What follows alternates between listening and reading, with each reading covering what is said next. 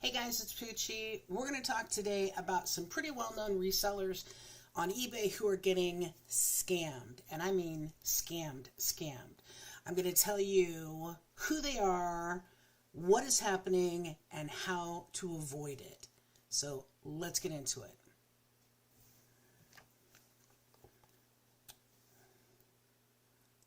The resellers that I have heard this happening to that have between them a pretty big YouTube following are Kevin from Commonwealth Flipper and Commonwealth Picker, also Wick from Flipping Junk, and Flippin' Ain't Easy, which is a channel that I haven't subscribed to in the past. I didn't even know about them, but I am subscribed to now. So what is happening is they're selling items and they're shipping them out. They're getting a return request. Usually the buyer has zero feedback and is new to the platform on eBay.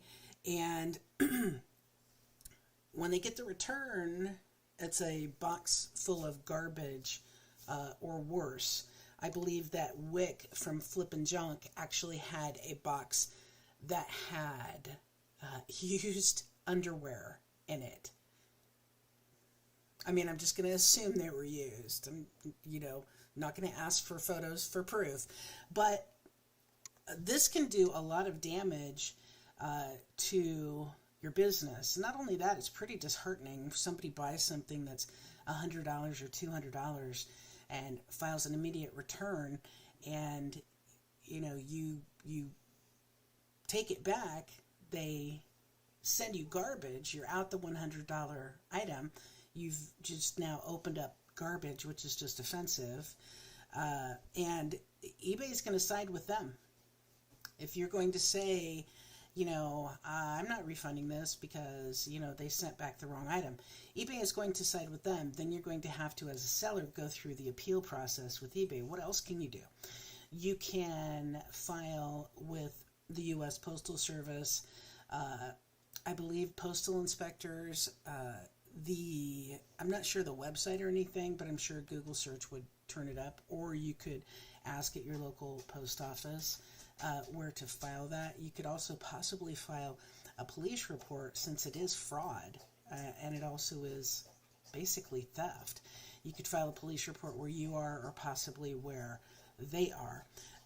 The problem is that you're probably not going to get any results. They're probably going to continue to do this. eBay hasn't been informed about this, and they said, there's so many people, so many eBay users selling the same, using the same IP address that are good. We don't want to, shut down that IP address. Okay, so we as sellers are just forced to kind of deal with it.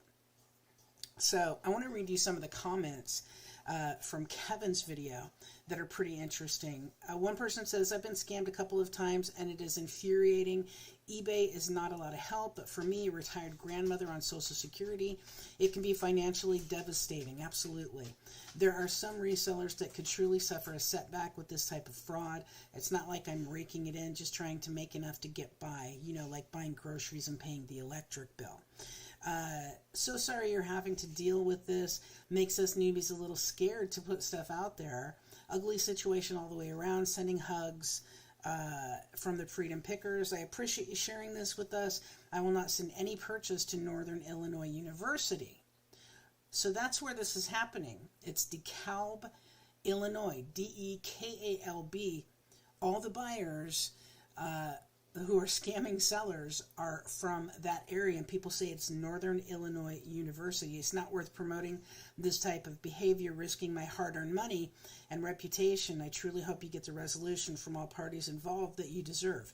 So like I said, eBay is basically doing nothing, and I believe they're going to continue doing nothing because that's kind of eBay's pattern in this situation. eBay has the worst seller support of any platform. They have been holding my money hostage for a month. My request was approved on the 9th. I have contacted support so many times and have been told it's escalated and on the way, still nothing, about to delete the dang account. So that's another problem with eBay. They're not very good to their sellers. You will talk, if you talk to 100 longtime sellers on eBay, my guess is at least 75% are going to tell you that eBay is not really good to their sellers. Someone says it's theft. We all pay for it. Thanks for trying to resolve it. It takes time and energy that most won't spend. That's what they're counting on. Sorry you have to deal with this. It's just wrong. It's not just wrong. It probably feels a little bit violating. Of course it does. To sell someone a $100 item that you worked hard to find and then they send you garbage or dirty underwear back. Here's the problem. By eBay not doing anything, okay, they will refund the buyer, okay, who is the scammer. They will never take the money away from the scammer, okay? So if it's a $100 item, the scammer's been refunded their $100, and then we have to, as sellers, appeal and hopefully get our $100 back. So what does that mean? That means that every time this or something like it happens, eBay's out that money. So why do you think eBay is raising fees for sellers? We end up paying for it, just like when shoplifters go into a store and steal from a store. If a shoplifter goes into Target and steals stuff from Target, the bottom line is eventually we're going to, as consumers, pay for it. Not only consumers paying for this when eBay does this, but also their employees, because they've just laid off 9% of their workforce because they don't have the money to continue to pay them. I mean, that's the bottom line. They don't have the money to continue to pay them. They're laying them off, or they have laid them off, fired them actually, in order to make more money so they can be in the black and not in the red. Someone else says, have you noticed there are more bad buyers than ever? So demanding, emotional, scammy. I don't blame sellers for quitting. It's becoming horrible. So what you want to do if you have the bad buyers that aren't scammers, but just general bad buyers who are really rude and just jerks, you just want to not let them get to you. You may want to go and punch a punching bag, or go outside your house and scream, or your business and scream a little bit. Just yell, get it out of your system. But don't ever let them get to you, because then they're just going to get worse.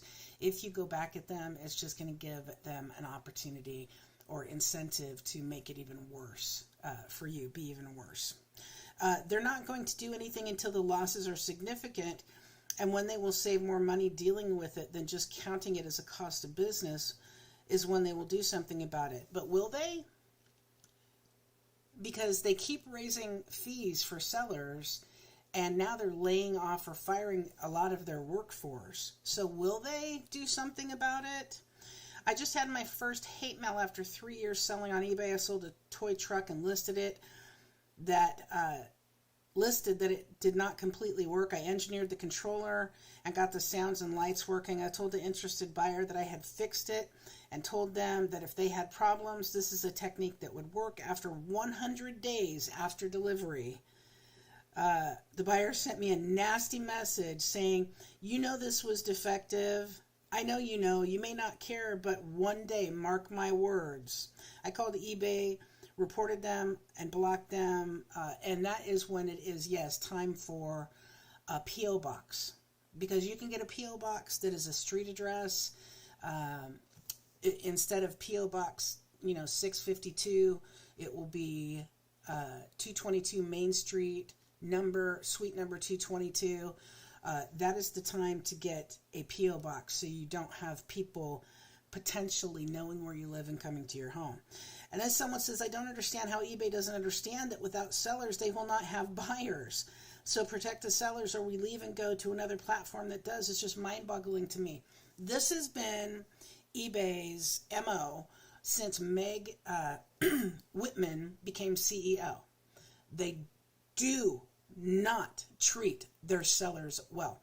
They can be nice, they can talk to you and say, oh yeah, that's great. eBay for Business may be like, oh yeah, the people may be nice, but eBay does not give a rat's ass about their sellers, especially the mom and pop sellers that are selling things that they have found at garage sales and thrift stores. The only ones they care about are the ones that are bringing new people into the platform. Those they care about. But again, only up to a certain point. The general mom and pop sellers, eBay doesn't care whether you leave the platform. They don't care. Retailers expect 16.5% or 24.5 billion worth of holiday returns to be fraudulent this year, according to a survey by APRIS Retail, the National Retail Federation. Tactics include people saying they never received certain items, returning a different item than they bought, or sending back a stolen product. So there's another problem. What do you do if you sell, let's say, a smartphone, and they send you back, they file a return, send you back a stolen smartphone? Then what do you do?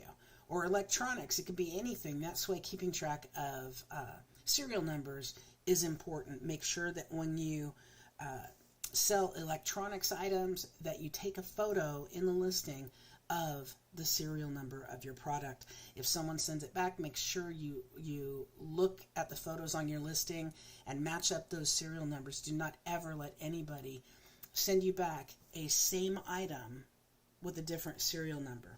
I have been told by eBay that they do not refund the buyer until after the appeal is heard and ruled on. That's not true. eBay refunds. eBay, if you file an appeal, okay, or you file a dispute to say, hey, this buyer sent me back something else, eBay is going to side with the buyer. Period. If you believe anything else, eBay is going to, you're wrong, because eBay is going to always side with the customer, with the buyer. You have to file an appeal after that as a seller in order to attempt to get your money back. But they've already refunded the buyer. It's done. I'm a reseller and I got scammed buying something. eBay, not much help. I investigated on the web and it's a scam. Luckily, it's a small item. I'm pursuing it till I get my money back. So the scams are on everybody. There are scammers. We can all agree there are scammers, a lot of scammers on eBay. So what can you do? Well, I've listed some things here that you can do to help yourself. Also, make sure that I would, when you're opening returns, if it's for a valuable item, I would do it on video. I would videotape yourself opening the return. If you think it's possibly going to be a scam, I would go to the post office and open it in front of a postal worker. I would, and record it if you can. There are steps that you can take, but also I would not sell anything to DeKalb, Illinois, because that is the scam that is going on now. So I hope this information helped you. If you have any tips or tricks, make sure to put them in the comments below. Subscribe for more videos like this. Click that bell button so you get notified when we have news like this to report. And hey, we keep it real here. I appreciate you watching. I appreciate all the people who subscribe and like the videos. Share this so we can get the word out about what is happening. Thanks for watching, guys. I appreciate it. We'll see you in the next one.